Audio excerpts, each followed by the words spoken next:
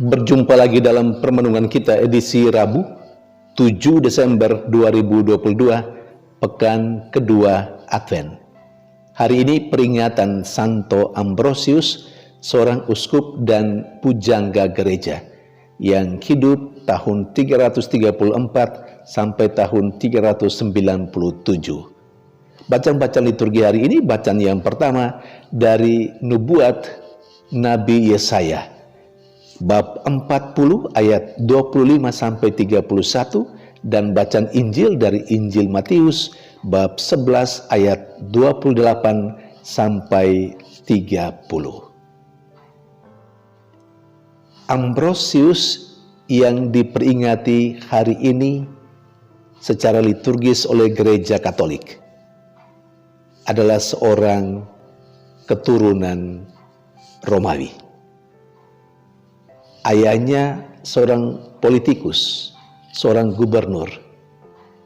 Karena itu Ambrosius di awal hidupnya mengikuti karir politik ayahnya. Kemudian dia diangkat menjadi prefek Milan. Dan pada saat Milan berada dalam situasi krisis, Ambrosius dalam kesadaran dan tanggung jawab moralnya yang tinggi mampu membawa Milan mengatasi krisis itu dengan baik.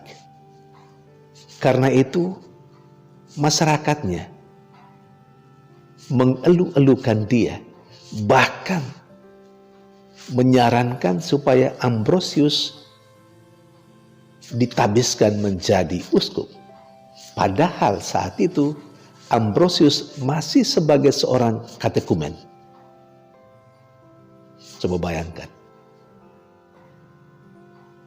Masih sebagai seorang katekumen, tapi masyarakatnya, umatnya, menyarankan supaya Ambrosius ditabiskan menjadi uskup.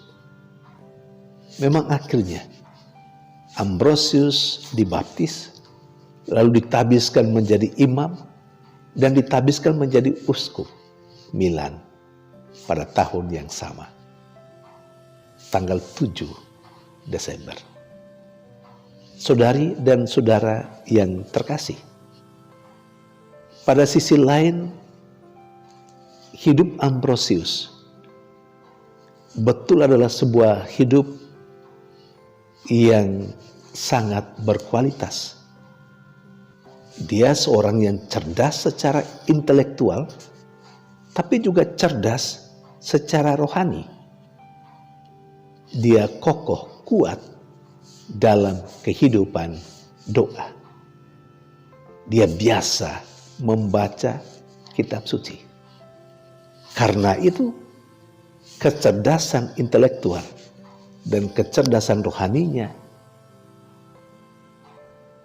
dia dapatkan dari sumber kecerdasan, dari sumber kerohanian, sumber kebijaksanaan, yakni Allah sendiri. Santo Agustinus yang terkenal itu mengakui kecerdasan Santo Ambrosius. Bahkan Agustinus menurut cerita bertobat salah satunya karena khotbah yang begitu hebat dari Ambrosius. Santo Ambrosius memberi pesan kepada umatnya dan kita sekalian. Dia berkata, Allah adalah seorang guru. Karena itu, belajarlah dari Allah. Saudari dan saudara yang terkasih, kedua bacaan liturgi hari ini. Bacaan pertama yang diambil dari nubuat Yesaya, bab 40 ayat 25 sampai 31, berbicara tentang Allah yang maha besar, Allah yang maha kuat.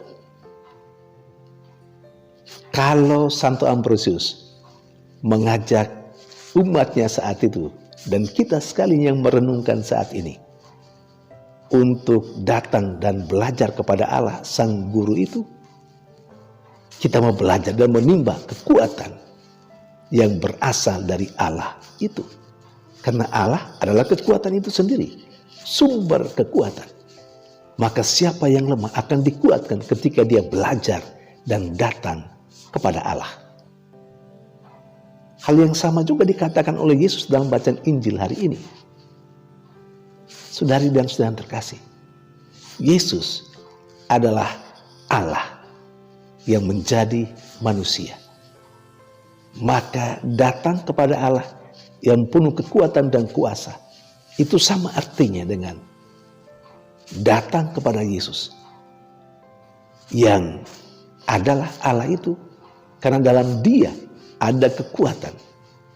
Bahkan Yesus berkata kepada murid-muridnya dan kita sekalian, "Datanglah kepadaku kalian semua yang lelah memikul beban berat. Aku akan memberikan rasa lega kepadamu."